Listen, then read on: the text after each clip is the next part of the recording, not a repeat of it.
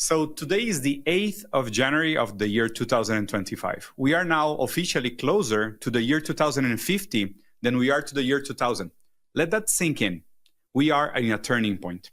Antonio Gramsci, an Italian philosopher, once said, "The new has not fully been born and the old has not fully died. Monsters and aberrations will emerge." And this is our current situation.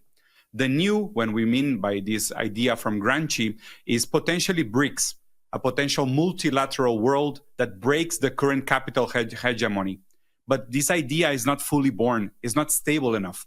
So at the same time, it has to coexist with something that has not fully died yet. And this, what I mean that it has not fully died, is the decaying liberal order that is now in crumbles. The trust in institutions and democracy is in record lows. As people suffer material conditions while voting for very insignificant matters that don't really change anything, we are trapped in this conundrum. The world today is defined by the monsters that are born out of these contradictions. At the same time, the leaders of liberal, developed democracies wage wars in the name of capital, their only true God.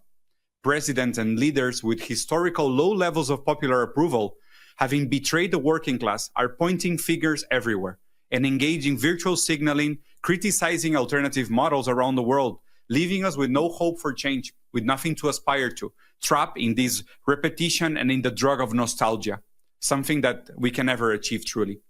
They manipulate the discourse, accusing their enemies of terrorism and dictatorship while branding themselves as the defenders of freedom and progress, and how much evil they have done in the name of freedom and progress, when in reality, this freedom is a freedom for depravity and decay. And this progress is a progress towards more addiction and misery. While us, the working people, the everyday individual, we are trapped in a life where it's every day more difficult to actually find any sort of dignity.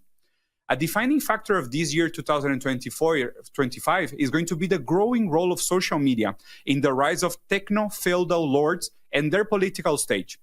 Let me give you two examples. First, Mark Zuckerberg, the head behind Meta, Facebook, and Instagram. He's trying to shape public discourse under the guise of defending free speech. He's censoring political criticism while promoting something very vague that he calls civic content. Whatever civic content means. And here we must remember another philosopher, Walter Benjamin, that he reminded us of the importance of politicizing the aesthetics. There is nothing that escapes the political realm. All these decisions have very deep political implications. Every time we talk about what is civil and what is not civil, what can be said or what needs to be censored, all of those things have very, very deep political implications. A second example that is actually much more worrying is the example of Elon Musk. Elon Musk arguably is one of the most inept and dangerous individuals alive. He has finally removed his masks, revealing himself as a true embodiment of the corrosive effects of capital on politics. All of this finally creates a perfect storm as we witness in real time something that may be as well the greatest shame of our generation, the genocide of the Palestinian people.